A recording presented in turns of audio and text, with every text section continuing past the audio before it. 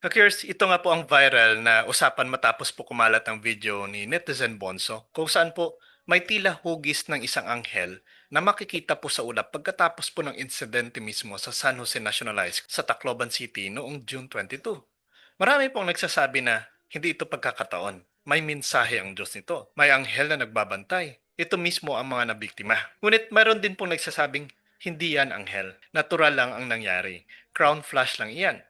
Ngayon po, alin ba ang mas malapit sa katotohanan? At bilang mga Katoliko po, ano ang dapat nating maging pananaw? Sa loob lamang po ng ilang oras, mabilis po na kumalat ang video na ito sa iba't ibang social media platforms. Mapapansin po sa video ang makapal po na ulap habang may matitinding sinag ng araw na tila bumubuo po ng hugis na inihahalin tulad po ng ilan sa mga anghel. Hindi po nakapagtataka kung bakit marami po ang napapahanga. Kapag may mga pangyayari pong mahirap ipaliwanag, natural lamang po sa tao na maghanap po ng kahulugan. Lalo na po kung ang pangyayari ay kasunod ng isang mabigat po na balita. Kaya sa tuwing may hindi po pangkaraniwang tanawin po sa langit, madalas po nating maalala ang mga kwento sa Biblia. May ulap, may liwanag, may mga anghel, may mga tanda, kaya madaling maiugnay po ng marami ang kanilang nakita sa isang himala. Ngunit dito na po nagsisimula ang isa sa mahalagang tanong. Ang bawat kakaibang pangyayari ba sa kalikasan ay agad na himala na? Maliwanag pong sagot dito, hindi po laging ganoon. At yan po ang realidad. May ilang netizens po at observers ang nagsasabing ang nakita ay maaaring isang crown flash. Ano po ito? Ang crown flash po ay isang bihirang atmospheric optical phenomenon na nangyayari po ito kapag ang liwanag ng araw ay tumatama po sa mga ice crystals sa matataas po na ulap. Kapag gumalaw po ang ulap at nagbabago pong posisyon ng mga ice crystals, mabilis pong nagbabago ang direksyon ng liwanag. Dahil po dito, parang may mga higanting sinag na gumagalaw sa kalangitan. Minsan, nakakabuo ito ng mga hugis na tila tao, mga pakpak o iba't ibang anyo. Hindi po ito nangangahulugan na may aktwal na nilalang sa ulap. Isa po itong natural na kombinasyon ng liwanag, ng ulap, at ng perspective ng tumitingin. Pero may mahalagang tanong po dito. Kung natural ang paliwanag, ibig bang sabihin ay wala ng Diyos?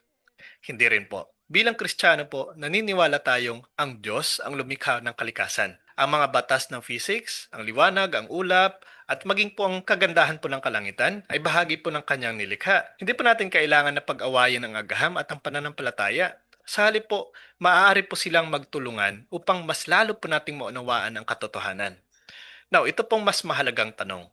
Hindi po ang tanong na, anghel ba talaga iyon? Kundi, ano ang gustong ituro ng Diyos sa atin sa pagkakataong ito? Dahil kahit pong isang ordinaryong tanawin sa kalikasan, maaari pa ring maging paalala po upang tayo ay magnilay, manalangin, at magbalik loob.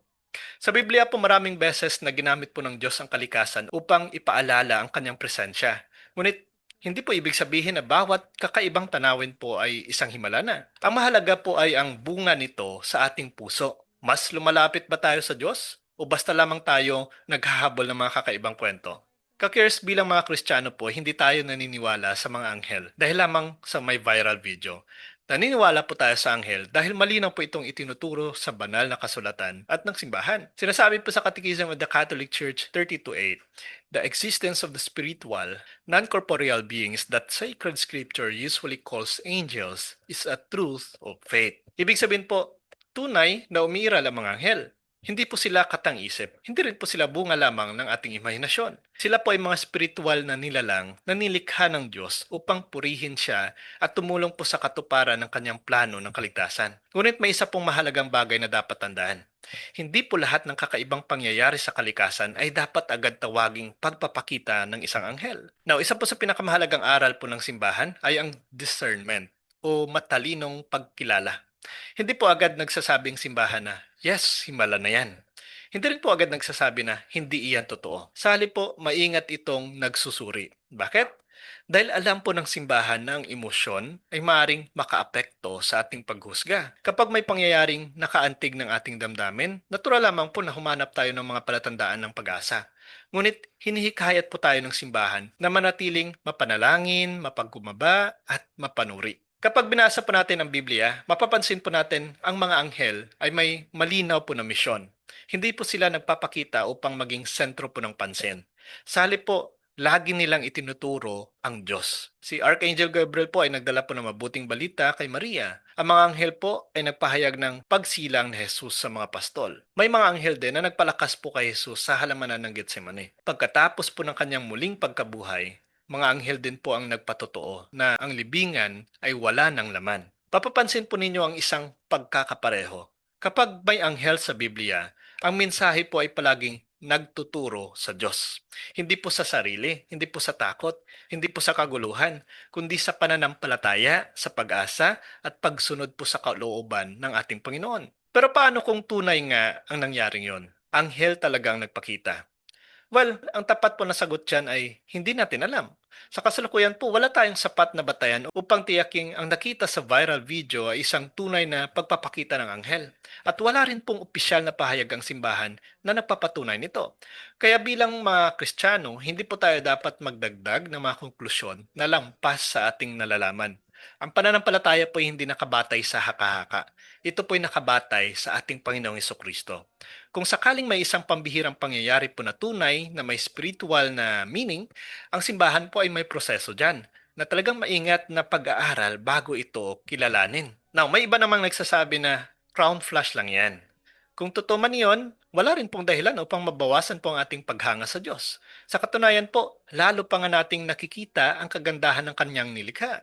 Ang liwanag, ang ulap, ang mga ice crystals, at ang mga batas po ng kalikasan ay bahagi rin po ng disenyo ng Diyos. Minsan po, ang ordinaryong kalikasan ang nagiging paalala po ng kanyang kadakilaan.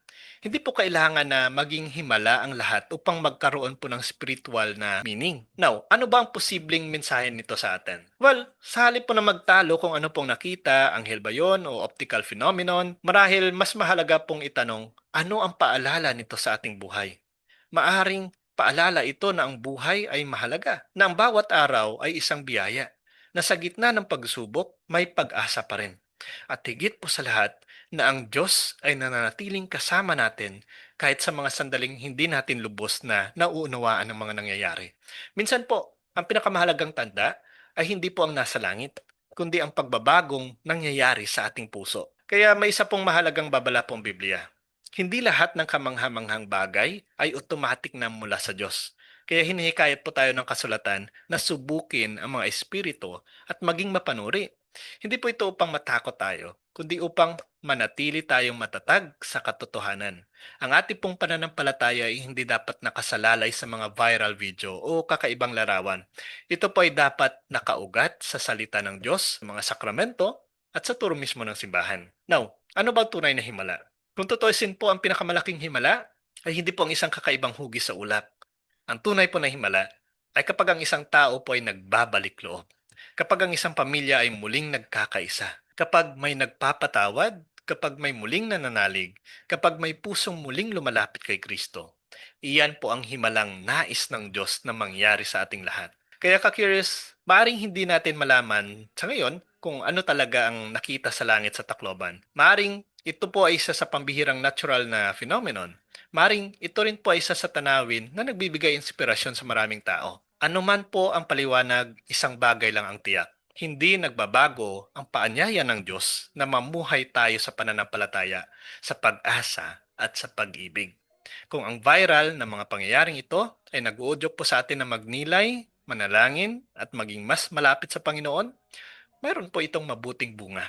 At iyon po ang higit na mahalaga kaysa sa anumang haka-haka. Kaya manalangin po tayo sa ngalan ng Ama, ng Anak at ng Espiritu Santo. Panginoon, salamat sa iyong walang hanggang pagmamahal at paggabay. Bigyan mo kami ng karunungan upang makilala ang katotohanan ng kababaang loob upang tanggapin ang iyong kalooban at ang matatag na pananampalataya na hindi nakasalalay sa mga nakikita lamang ng aming mga mata, kundi sa iyong salita at sa iyong pag-ibig.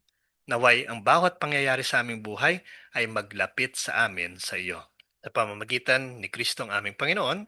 Amen. Kung nakatulong man po ang video na ito sa inyo, huwag pong kalimutan na i-like at i-share upang mas marami pang magkaroon po ng balansing pananaw na nakabatay mismo sa Biblia, sa turo ng simbahan at sa tamang paggunawa. At kung bago ka pa lang po sa ating channel, mag-subscribe na po sa Mr. Curious Catholic kung nais nyo pong suportahan at magpatuloy pong ating mga ginagawang Catholic content. Ang link po ay nasa description. Hanggang sa susunod po, God bless po sa inyong lahat. Sa ngalan ng Ama, ng Anak at ng Espiritu Santo. Amen. Hello mga kapatid, follow and subscribe Mr. Curious Catholic. Marami tayong matutunan, mapupuno po yung ating isipan sa mga katotohanan. Dahil ang katotohanan na magbigay sa atin ng tunay na kalayaan. God bless. Hello mga kapatid, inanyayahan namin kayo, huwag niyong kalimutan mag-subscribe sa kay Bro Dance Oberio, Mr. Curious Catholic. Marami kayong matutunan sa pamamagitan ng pagsubaybay niyan sa pagsagot sa pananampalataya na inaatake ng ating mga kapatid sa iba. Yung pananampalataya, and they are not only attacking the teachings of the Catholic Church, but proselytizing the good numbers of the Catholic. At sa pamamagitan sa pagsunutin niyo nitong Mr. Curious Catholic, Facebook page and YouTube channel, dami ninyong matutunan. Isabuhay natin ang ating matutunan. Rodillo et Iglesia.